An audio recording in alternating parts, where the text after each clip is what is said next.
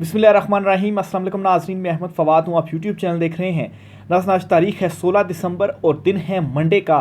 दो बड़ी important developments हुई हैं, तफसीलात आपके साथ शेयर करूँगा। सबसे पहली डेवलपमेंट तो ये है कि इमरान खान साहब के सामने बिल आखिर हाथ जोड़ दिए गए और इमरान खान साहब से कहा है कि ये जो लड़ाई है, इस लड़ाई को अब आप ख़त्म कर दें, हम आपसे माफ़ी मांगने को भी तैयार हैं। कुछ एक्सक्लूसिव डिटेल्स हैं आपके साथ में शेयर करूँगा। दूसरे नंबर पर शहबाज हुकूमत को मैसेज तो पहुंच गया कि आपका खात्मा होने जा रहा है। इस मैसेज के साथ नवाज़ शरीफ थोड़े मुतहरिक हुए हैं मरियम नवाज़ को बचाने के लिए कि शहबाज की कुर्बानी हो जाती है, ठीक है, कोई मसला नहीं, लेकिन मरियम नवाज़ को किसी तरीके से मैं बचा लूँ। एक जो ख़ानदानी पॉलिटिक्स है उसका भी आगाज़ हो गया नून लीग में, और नून लीग बहुत जल्द काफ लीग बनने जा रही है। काफ लीग मुशर्रफ टाइम पर सामने आई थी जब इनकी हुकूमत बनी थी, और अब काफ लीग की हालत आप देख लें, एक दो सीटों की जमात वो रह गई है। इस पर भी कुछ एक्सक्लूसिव डिटेल्स आपके साथ मैंने शेयर करनी है। और एक बड़ी तस्दीक आई है सामने, और ये तस्दीक है जी कि जो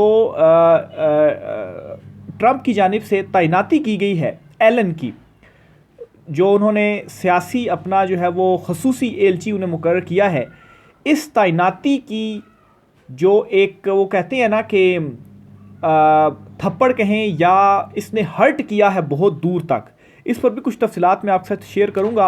और इसकी जो तस्दीक है वो भी सामने आ गई है। मैं पूरा नाम आपके सामने रख दूँ, रिचर्ड ग्रैनल। ये जो तैनाती है, इस तैनाती ने दूर तक हर्ट किया है। इस पर भी तफसीलात आपके साथ में शेयर करूँगा। आगे बढ़ने से पहले अगर आप चैनल को सब्सक्राइब नहीं किया तो आपसे गुजारिश है कि चैनल को सब्सक्राइब कर लें। वीडियो अच्छी लगे तो लाइक कीजिएगा और शेयर भी ज़रूर कीजिएगा, ताकि ये हुकूमत ने जो फायरवॉल इंस्टॉल की है और इस फायरवॉल इंस्टॉल के ज़रिए जो वीलॉग्स हैं, सोशल मीडिया पर जो है चीज़ों को रोका जा रहा है, और इमरान खान साहब से रिलेटेड जो ख़बरें हैं या जो ग्राउंड रियलिटीज़ हैं इनको रोका जा रहा है, ये आप तक पहुँच सकें। तो पहली जो बड़ी डेवलपमेंट है जी, आपके साथ पहले मैं शेयर करता हूँ। इमरान खान को मैसेज क्या भेजा गया है। ये जी सुहेल वड़ाइच साहब है, इन्होंने एक मरतबा फिर से जो कॉलम है वो लिखा है। इस कॉलम का जो मुतलका पैरा है वो मैं आपके साथ पढ़ना चाहता हूँ जी। इनसे इस सुहेल वड़ाइच साहब अपने कॉलम में ज़रा इधर उधर घुमा फिर आकर बात करते हैं, लेकिन सबको मालूम होता है कि वो किसका मैसेज पहुँचा रहे हैं और किसको पहुँचा रहे हैं। ये कहते हैं जी, इनसे लड़ने का इरादा तर्क कर दें और पहले की तरह इनसे एक मिक हो जाएं, यानी कि एक हो जाएं, वरना आपकी पार्टी फिर से तोड़ने, आप पर नए इल्ज़ामात लगाने, केपी में हुकूमत का खात्मा करने और दूसरे इक़दामात की तैयारी की जा रही है। यानी कि इमरान खान साहब को ये सबको मालूम हो गया जी कि जो ट्रंप ने तैनाती की है ना, इस तैनाती का मतलब ये है कि 20 से पहले इमरान खान की जो रिहाई है वो हो जानी चाहिए, नहीं तो फिर 20 के बाद हम रिहा करवाएंगे इमरान खान को। ये भी इस एंगल से भी इसको देखा जा रहा है। इमरान खान के ऊपर प्रेशर डालने की कोशिश की जा रही है और मुसलसल दबाव डाला जा रहा है कि इमरान खान साहब हमें डील दे दें, ये तो हम ये कर देंगे। दूसरी तरफ डराया भी जा रहा है जनरल रिटायर्ड फैज़ हमीद का ट्रायल, मिलिट्री कोर्ट्स, इसके अलावा दीगर चीज़ों से भी। और अब क्या कहा जा रहा है जी कि अब एक मरतबा फिर से उन चीज़ों का हम आगाज़ कर देंगे, आपकी पार्टी को फिर से तितर बितर करना शुरू कर देंगे, और आप पर भी नए इल्ज़ामात, नए केसेस आएंगे, मज़ीद सख्तियाँ भी होंगी, और एक जो केपी हुकूमत है उसको भी ख़त्म कर दिया जाएगा। अब देखें कौन इतना ताकतवर है कि केपी हुकूमत को वो ख़त्म कर देगा। भी कैसे केपी हुकूमत को ख़त्म कर दिया जाएगा? केपी हुकूमत बनी हुई है, अवामी मैंडेट है वहाँ पर, लेकिन ज़ाहिर सी बात है जिनके पास असल ताकत है, जिन्होंने चुनतखब हुकूमत को फार्म 47 के ज़रिए यहाँ पर बिठा दिया, वही ये सारे जो है वो काम कर सकते हैं, और वही ये जो मैसेज है बज़ाहिर पहुँचा रहे हैं। और इमरान खान साहब को बाखबर हल्के ये भी बताते हैं कि ये भी कहा गया है कि जो आपके ऊपर कुछ झूठे मुकदमे थे, जिस तरह से ये इद्दत वाला केस है बुशरबी साहिबा के हवाले से, इस पर चूँकि इमरान खान साहब थोड़े हुए भी थे कि ये यहाँ तक भी गिर सकते हैं, तो कह रहे हैं जी कि इस पर हम आपसे माफ़ी मांगने के लिए भी तैयार हैं, लेकिन आप हमें जो डील हैं वो दे दें। इमरान खान साहब साफ इनकार है। इमरान खान साहब ने कहा जो करना है कर लो, हकीकी आज़ादी के लिए मैं खड़ा हुआ हूँ और हकीकी आज़ादी मिलने तक मेरी जो जंग है ये जारी रहेगी। इक़्तिदार का मसला मुझे नहीं है, इक़्तिदार के लिए पहले भी सियासत नहीं कर रहा था और अब भी कोई इक़्तिदार के लिए सियासत नहीं है। इक़्तिदार लेना होता तो बहुत पहले दोबारा भी इक़्तिदार में हासिल कर सकता था। तो ये जी इस वक्त कुछ जो पैगाम रसानियाँ हैं वो हो रही हैं। दूसरी तरफ क्या हो रहा है जी, इमरान खान साहब ने जो सिविल नाफरमानी की कॉल दी थी, इस कॉल को आर्जी तौर पर मौखर किया गया है, क्योंकि आज 16 दिसंबर है। एक तो वो जो 71 वाला मामला है और जो सानिया APS है, इसके पेश नज़र सिविल नाफरमानी की जो खान साहब ने कॉल दी थी इसे मौखर किया गया है। लेकिन ये जो सिविल नाफरमानी की कॉल है कल परसों शायद दोबारा जो है वो दे दी जाए कि सिविल नाफरमानी का आगाज़ कर लिया जाए।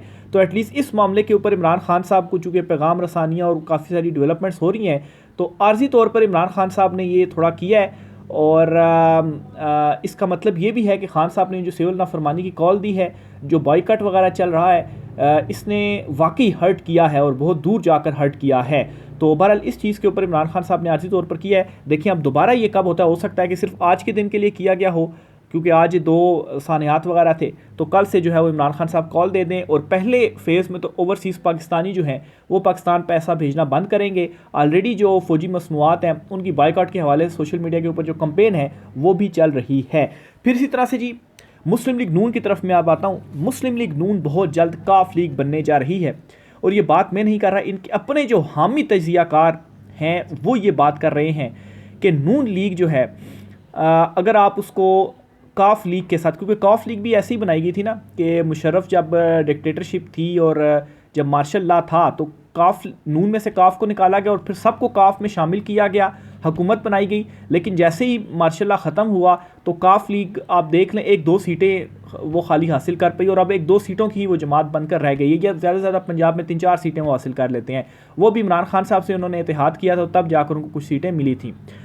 नून लीग जो है उन्होंने इवन के 2024 8 फरवरी के इंतखाबात में भी 15-17 से ज़्यादा सीटें हासिल नहीं की, और इस वक्त तो उनकी सूरत हाल ये है कि वो काफ लीग ने तो चलो फिर 1-2 सीटें ले ली थी ना, ये 1-2 सीटें लेने की भी इस वक्त पोजीशन में नहीं है जब भी इंतखाबात होते हैं। तो इनके अपने हामी तजियाकार इनको कह रहे हैं कि जब ये आपकी चुनतखब हुकूमत ख़त्म होगी तो आप काफ लीग बन जाएंगे, बल्कि काफ लीग से भी नीचे आप बनकर रह जाएंगे।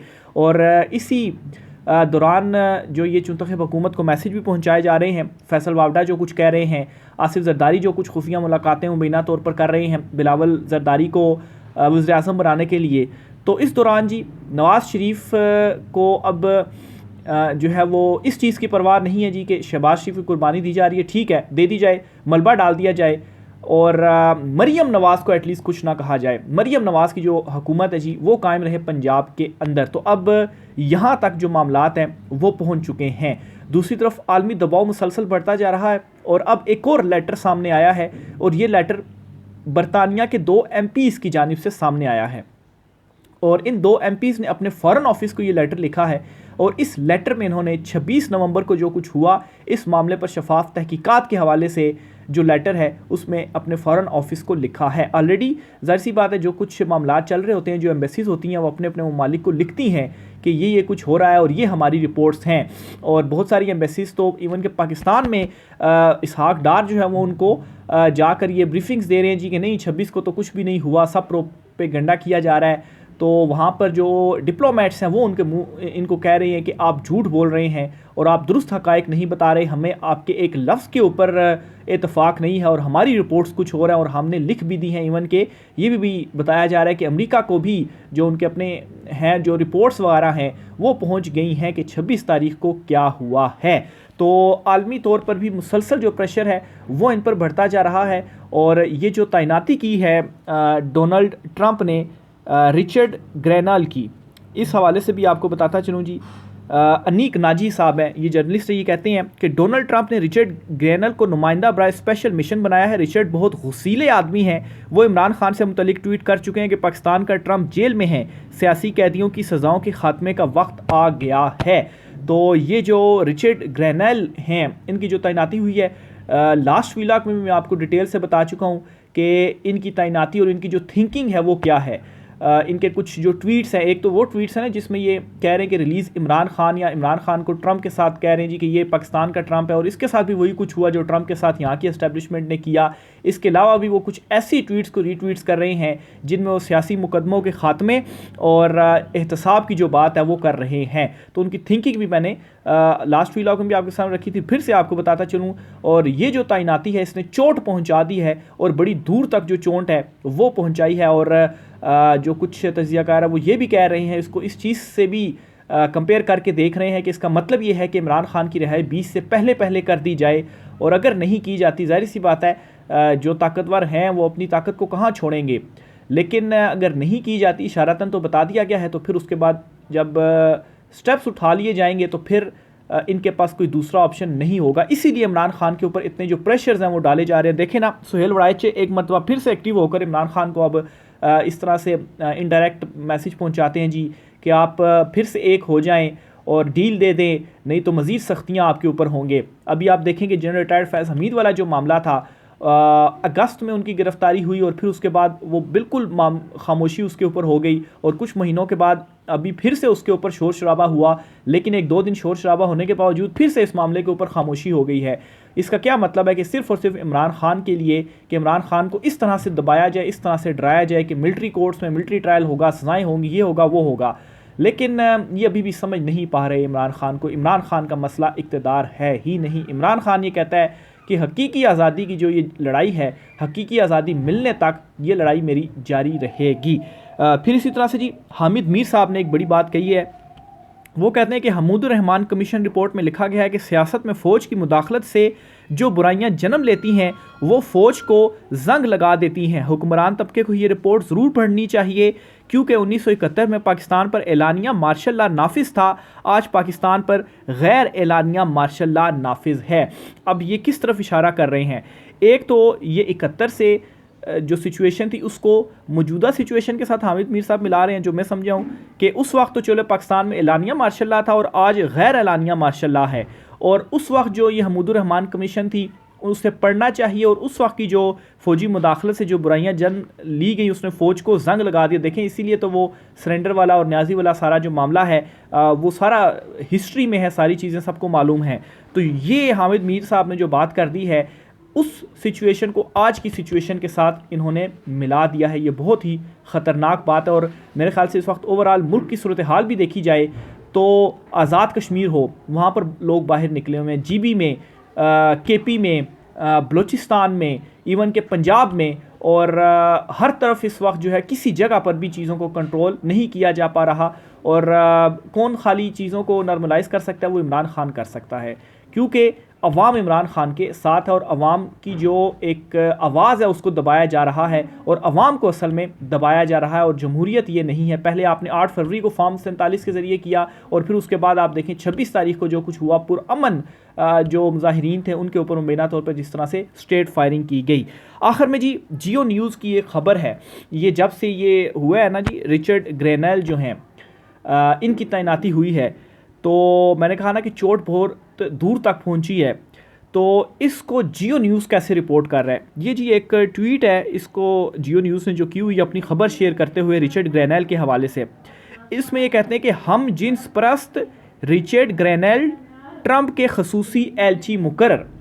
मतलब अब आप देखें, ये असल में ख़बर लगाने का भी एक तरीका होता है, ख़बर के अंदर भी एक एंगलिंग की जाती है। अब रिचर्ड ग्रेनेल को अगर ट्रंप ने खसूसी एलची बनाया है तो इसको इस तरह से एंगलिंग करने की क्या ज़रूरत थी? अगर लेट से इनके हवाले से ये चीज़ दुरुस्त है या दुरुस्त नहीं है, इस चीज़ को छोड़ें, कि आपने इसको इस तरह से एंगलिंग कर दी कि हम जिस परस्त रिचर्ड ग्रेनेल ट्रंप के खसूसी एलची मुकर्रर कर दिए गए। तो मतलब है कि एंगलिंग की जाती है, और ये बाकायदा मकसद होते हैं, चीज़ों को प्रोपेगेट किया जाता है जी। क्या अब आवाम को बताया जाए जी कि ये तो हम जिन्स परस्त है, और इसके हवाले से एक नेगेटिव जो इमेज है वो क्रिएट की जाए। अब क्या है जी, ये पूरी जो खबर है इसमें ये जो रिचर्ड ग्रेनेल के हवाले से, ये भी आपको मैं पढ़कर सुनाता हूँ जियो ने क्या लगाई है। रिचर्ड ग्रेनेल ख़वातीन ख़ास तौर पर डेमोक्रेट्स और लिबरल्स और मीडिया को निशाना बनाने वाले सख्त ट्वीट्स को डिलीट करना पड़ा। उस वक्त सदारती उम्मीदवार रोमनी को अपनी मुहिम समाजी तनकीद पर रोकना पड़ी। क़दामत पसंदों ने ग्रेनेल की तकर्री पर इसके लिए एतराज़ किया कि वो हम जिन्स परस्त हैं। ग्रेनेल ने हिलरी क्लिंटन के बारे में लिखा था कि हिलरी क्लिंटन एल्बर्ट जैसी नज़र आने लगी हैं। तो ये देखें, अब कोई और बात कर रहा है, उस बात को आप इस तरह से ख़बर बनाकर और उसको मोल्ड कर उसको एंगलिंग करके, और साफ इसमें लग रहा है जी कि आप जो है उसके हवाले से नेगेटिव वो एक बनाना चाह रहे हैं। तो आपने जो है वो उसको इस तरह से कह दीजिए कि हम जिन्स परस्त। और आखिर में आप बात क्या कर रहे हैं जी कि जो क़दामत पसंदों ने इनकी तकर्री के ऊपर एतराज़ किया था और कहा था जी कि ये हम जिन्स परस्त हैं। भी आपके पास अगर प्रूव्स हैं इस हवाले से, तो आप बाकायदा तौर पर इस तरह से पूरी जो खबर है फिर वो दे दें। ये तो नहीं कि किसी ने कह दिया और उसके ऊपर अपनी मर्ज़ी से एंगलिंग करके तो आपने जो है वो खबर दे दी। तो ये जो जिस तरह से जियो ने एंगलिंग की है, ये भी इस बात का सबूत है कि ये जो तैनाती हुई है, इस तैनाती से यहाँ पर जो चुनतखिब हैं वो घबराए हुए हैं, वो डरे हुए हैं, और इमरान खान साहब को भी कह रहे हैं जी खान साहब हमें कोई डील दे दें। मज़ीद तफ़सीलात जो भी होंगी आपसे शेयर करते रहेंगे। राय का इज़हार कीजिएगा। आज की व्लॉग से इतना ही, इजाज़त दीजिए। अल्लाह हाफ़िज़।